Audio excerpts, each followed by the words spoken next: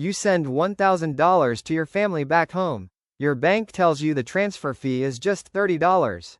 Sounds reasonable, right? But when your family checks their account, they only received the equivalent of $920. Where did the other $50 go? This is the single most overlooked money leak for newcomers in Canada.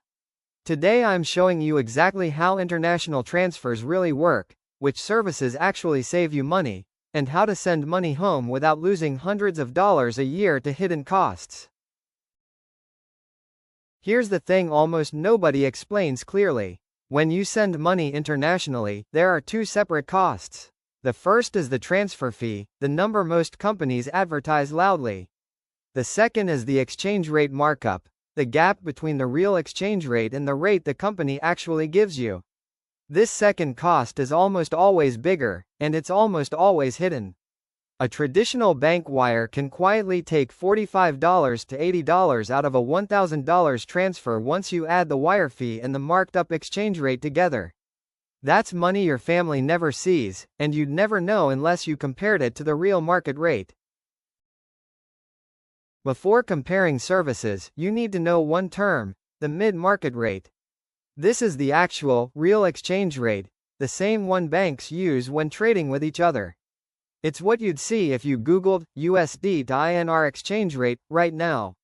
Every company you use to send money applies their own rate, which is usually a bit worse than the mid-market rate. The size of that gap is the real cost. Some companies are upfront about it. Others bury it. Once you know the real rate, you can actually see how much any service is quietly taking from you. Let's go through the services that handle the vast majority of transfers out of Canada. Wise is the gold standard for transparency. It uses the real mid-market rate with zero markup, and charges a small, clearly shown fee, typically under 1% depending on the currency pair and how you pay. You'll always know your exact cost before you confirm. Remitly is built specifically for remittance corridors, sending money to family, not business payments. It's especially strong for the Philippines, India, Mexico, Nigeria, Pakistan, and Kenya, with options for bank deposit, cash pickup, and mobile wallets. Be careful with Remitly's marketing. Many transfers advertise zero fees, but that usually only applies to your very first transfer. After that, fees and exchange rate markups both apply, and the rate markup is the part people miss. Western Union is the most widely available option in the world, with agent locations in pharmacies and grocery stores across Canada. It's the best choice if your recipient needs cash in hand within minutes and doesn't have a bank account. Your regular bank can wire money internationally too, but it's almost always the most expensive option once you account for both the wire fee and the exchange rate they apply. Save this option only for very large transfers, generally $50,000 or more, where some banks become more competitive. If you already bank with CIBC or Scotiabank, both offer dedicated global money transfer features inside their own apps with no separate transfer fee, though the exchange rate spread is usually a bit wider than Wise. Here's the simplest way to decide. If your recipient has a bank account, Wise is almost always your best default, transparent pricing, the real exchange rate, and low fees. If your recipient needs cash in hand or uses a mobile wallet, common across South Asia, the Philippines, and parts of Africa, Remitly or Western Union are built for exactly that, with mobile wallet integration and cash pickup at hundreds of thousands of locations. For larger transfers, $10,000 or more, it's worth calling a currency specialist like OFX for a direct quote. Their rates often improve at higher volumes and can beat Wise's percentage-based fee on big amounts. And one rule that applies no matter which service you pick: always compare the total cost, fee plus exchange rate markup together, not just the advertised fee.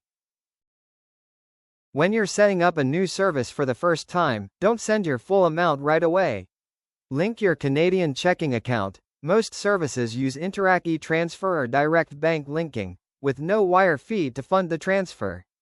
Enter your recipient's exact bank details or mobile wallet information. Run a small test transfer first.